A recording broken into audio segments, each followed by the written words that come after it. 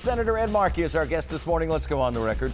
Nearly a half century in Washington, on the forefront of national and world events. Now, with the Russian invasion of Ukraine, a new crisis. The senator is with us this morning. Let's go on the record. From WCVB Channel 5, the inside word from Washington to Beacon Hill. Today's newsmakers are going on the record. Welcome to OTR. I'm Ed Harding, along with News 5's political reporter Janet Wu. It's great to have you with us this morning. We're back at the round table. Thankfully, the number of COVID-19 cases have dropped dramatically. Our guest this morning is Senator Ed Markey, who joins us via Zoom this morning. Senator, thank you for taking the time. It's great to see you. Good Sunday morning to you, sir. Thank you. Great to be with you. Good morning. Good morning, Senator. Let's get right into it. Should a president get congressional approval before committing U.S. troops to the conflict between Russia and Ukraine, or in any conflict? Well, first of all, my heart goes out to the Ukraine people. They are fighting valiantly. They are clearly a proud people who do not want to be dominated by Russia. That's clearly the intent that Putin has, to reconstruct the USSR, the Russian empire, and the Ukraine people are just so valiant in their effort right now. There will be no U.S. troops that actually enter the Ukraine conflict. There will be additional troops that could be put into surrounding NATO countries, which are part of the Article 5 agreement, which we have as a membership in NATO. But there will be no U.S. troops which go into Ukraine. That's not a part of the plan that President Biden has, nor the United States Congress. I know this is a little far out, but if for some reason a NATO nation is attacked by Russia or by Putin, do you think at that point we do have the responsibility to send U.S. troops in? Well, under Article 5, we do have a responsibility to defend any nation which is attacked. And so we, as a NATO signatory, we would have to be in partnership with the other European nations to ensure that that nation which is invaded, which is a NATO member, is given the defense, the protection which they need. And I just think that that's a solemn pledge which we have made that is at the heart of NATO. And NATO is stronger today than it has been in a generation. Trump tried to dismantle it. What has happened is that Putin, in his actions, has actually brought it together and made it more strong than it has been in a generation. And if any NATO country is attacked, there is a mutual defense pact. Would a congressional approval be necessary under that circumstance? Well, at that point, I think that there would be a united Congress that would be working to make sure that we were protecting those that nation or those nations. But again, we would have to determine the fact situation at that time in order to make sure that we were making an informed decision about the commitments of U.S. troops. But remember, they're already in NATO countries already for the most part. Are you fearful, just as an overall, are you fearful that Putin's reach will go beyond Ukraine? Well, clearly, his intent is to reassemble the Russian empire. And so, yes, there are other parts of the former Soviet Union that clearly he is intending on also trying to bring back inside of the orbit of Moscow.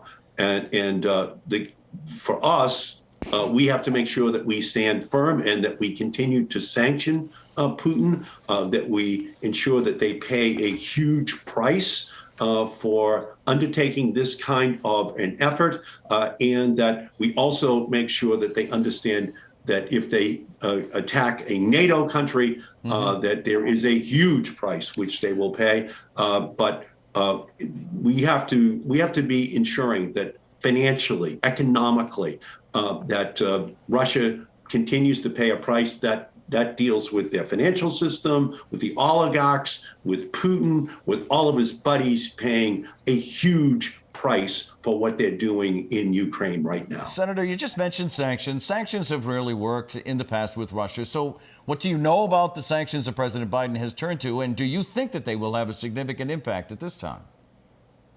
I think that as the sanctions are ratcheted up and as time evolves, there is going to be enormous pain which is inflicted on the Russian economy and on those who are closest to Putin, whether it be in the financial, oil, gas industries. And so from my perspective, while in the short term, they may not feel as much pain as each day, week, month goes by, there is going to be a huge toll that is imposed upon Russia, and it will be something that will not go away because we have to be resolute in our commitment to guaranteeing that Putin does not escape without paying a huge price. But with Russia's ties even stronger with China today than it was in 2014 when it invaded Crimea, won't it be easier to soften any sanctions that we impose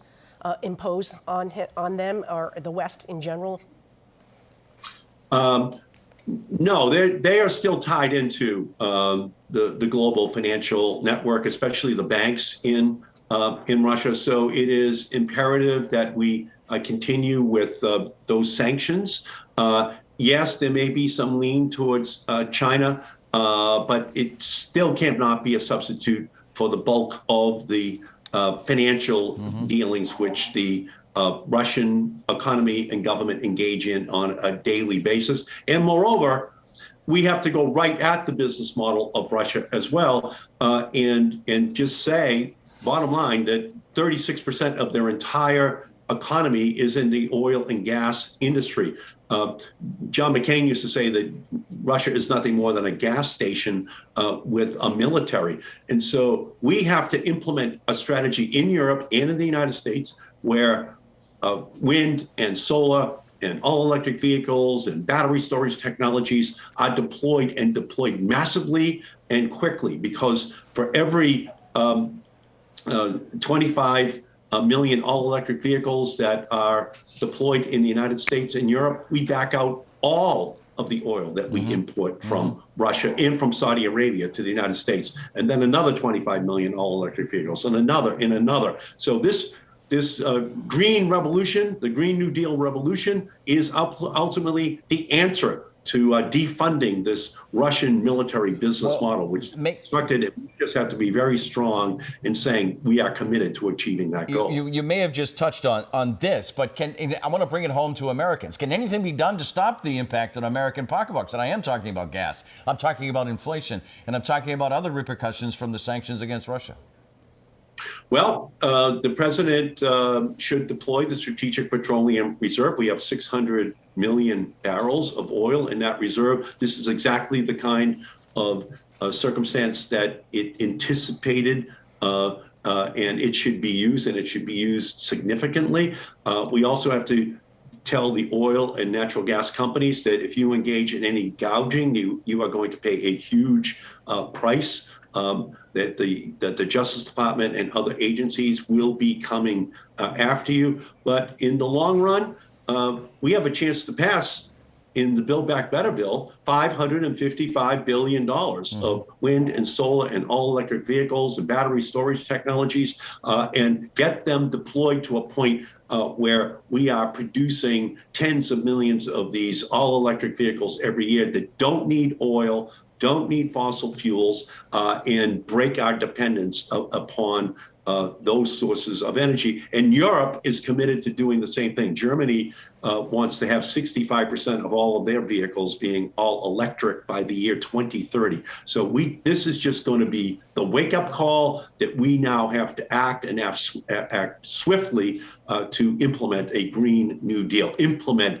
just a total change, revolution away from oil and gas, so that Putin, Saudi Arabia, Iran, and other countries no longer have that source of revenue as a way of them projecting their military nefarious attitude on the rest of the world. I'm sort of interested in a quick reaction to former President Trump's statements of admiration for Vladimir Putin. Well, obviously, what Trump is saying is just a continuation of what he was doing back during his term of office. He sought to essentially undermine, dismantle NATO. He was then impeached for seeking to deny military resources to the Ukraine. He was impeached, and all of it while he was playing footsie with Putin throughout the course of his presidency. So this is just a continuation of who Donald Trump is. And obviously he was a disgrace as president.